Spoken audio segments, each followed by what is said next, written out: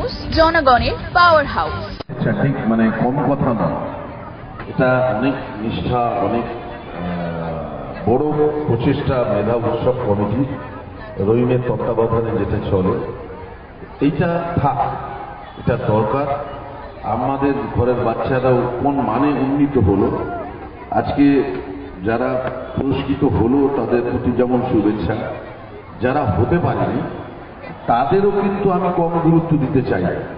তারা যে প্রতিযোগিতায় অংশগ্রহণ করেছে এটারও একটা মানসিকতার প্রয়োজন আছে। এটাকেই বলে লড়াই করবার মানসিকতা, বেঁচে থাকবার মানসিকতা, প্রাণ শক্তি, জীবনী শক্তি। এই শক্তিটাও কিন্তু কম। সুতরাং আমিও আশা করব যে তোমরা এখন থেকে বাচ্চারা তৈরি হবে যাতে নেক্সট ইয়ার তোমরা আবার প্রথম, দ্বিতীয়, তৃতীয় স্থানে চলে আসো। নিশ্চিতভাবে হবে। তোমাদের সার্বঙ্গীন কুশল কামনা করি, ঈশ্বরের কাছে প্রার্থনা করি যে তোমরা সুস্থ থাকো, ভালো থাকো এবং আরো ভালো করে পড়াশোনা করো। ধন্যবাদ, নমস্কার। ধন্যবাদ জানাই শ্রদ্ধেয় নারায়ণ গোস্বামী মহাশয়কে। আমাদের প্রিয়াঙ্কাকে অনুরোধ করছি সহযোগিতা করার জন্য। মাসুদ চৌধুরী জোরে করতালি আমরা আশা করব। আমরা অতি দ্রুত। ভীষণ ভালো লাগছে। ওরা এমনিতেই অনেক অনুষ্ঠান করে, প্রত্যেক বছর বিভিন্ন রকম করতে পেরেছে, এটাই আমি সত্যি শিক্ষক হিসেবে গর্ববোধ করছি। এখন যা সময়, সেই সময়ে যে কম্পিটিটিভনেস বা প্রতিযোগিতামূলক ধারণাটা এমন জায়গায় পৌঁছচ্ছে, এখন যে যুগ, সেখানে এআই এসে গেছে, আর্টিফিশিয়াল ইন্টেলিজেন্স, কৃত্রিম বুদ্ধিমত্তা। আমারই ছাত্র, তাকে একটা আমি প্যারাগ্রাফ লিখতে বললাম, সে বলল স্যার দেখবেন। আমি বললাম যে কি? 1 মিনিটের মধ্যে ফোনে সে প্যারাগ্রাফটা বার করে দিল। আমি কি করে করলি? বললো চ্যাট জিবিটি বলে একটা সাইট আছে, ওই চ্যাট জিবিটিতে দিলে আপনি যা দেবেন তাই উত্তর করে দেবেন। প্যারাগ্রাফ হোক, লেটার হোক, এমনকি গল্প যদি লিখতে বলেন থিম বলে দিলে, অথবা কবিতা লিখতে বলেন সেটাও করে দেবে। আমি ভাবলাম যে এই যে নতুন প্রতিযোগী এসে উপস্থিত হয়েছে, যার নাম এআই বা আর্টিফিশিয়াল ইন্টেলিজেন্স, তার সঙ্গেও আগে তো মানুষে মানুষের প্রতিযোগিতা ছিল, এখন মানুষের সঙ্গে যন্ত্রের প্রতিযোগিতার একটা যুগ এসে গেল। এখন সবে এসছে এআই বা কৃত্রিম বুদ্ধিমত্তা। আরো 10 বছরের মধ্যে এটা এমন জায়গায় যাবে যে আমাদের ওই যন্ত্রের সঙ্গে প্রতিযোগিতায় লড়তে হবে এবং নিজেদের স্থান দখল করতে হবে। মাইক্রোফোন তুলে দেব বক্তব্য রাখার জন্য নবকুমার দাস মহাশয়কে।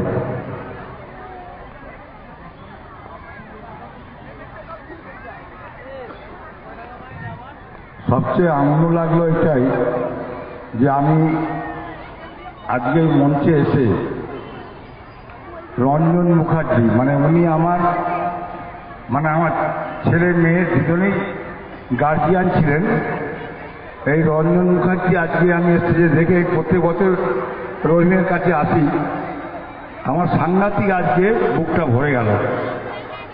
কেননা আপনাদের জানা উচিত এই রঞ্জন স্যার আজকে আমার ছেলে মেয়েকে পড়াতো ঠিকই, কিন্তু আমার ছেলে লন্ডন থেকে আজকে, কিন্তু বিদেশ থেকে আজকে MBA পাস করে আজকে এখানে এসছে, তার অবদান এই রঞ্জন স্যারের।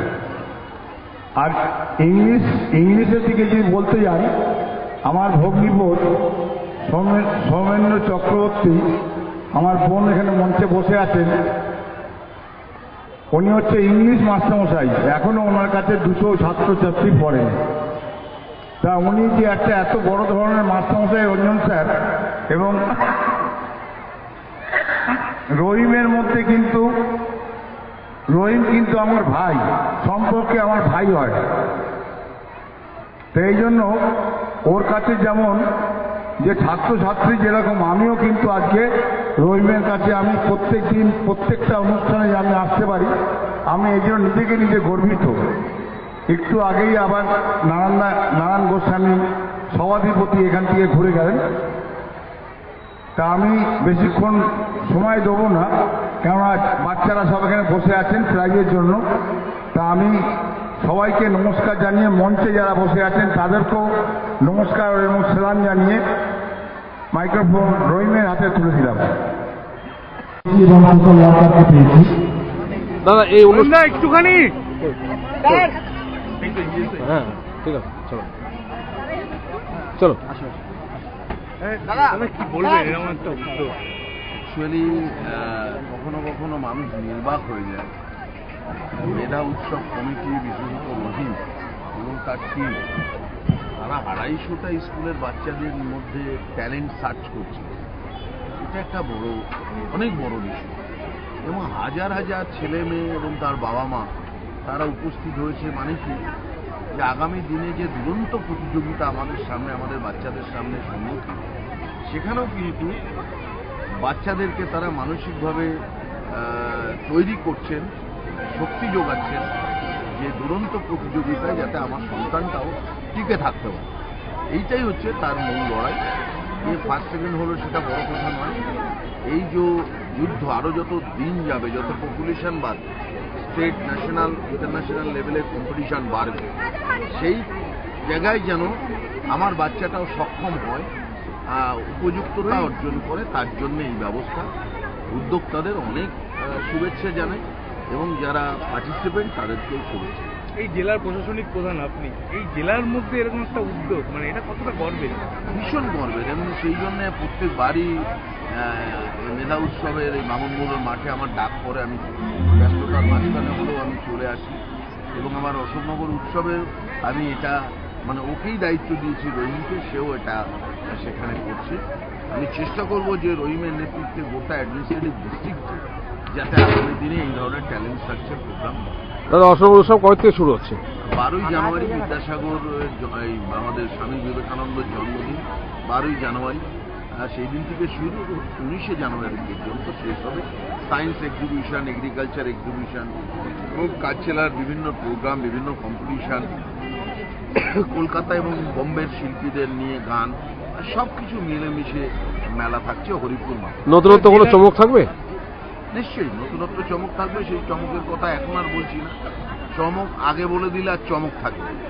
এটা কি দাদা মুখ্যমন্ত্রীর দরবারে বা মুখ্যমন্ত্রীর কাছে কি পাঠিয়ে দেবেন আপনার মাধ্যমে জেলার? সেটা আমরা জেলার যেটা করব ট্যালেন্ট সার্চ, সেটা আমরা করতে পারি কিনা সিএম এর পারমিশন সিক করবো। উনি যদি পারমিশন দেন তাহলে নিশ্চয়ই। ধন্যবাদ।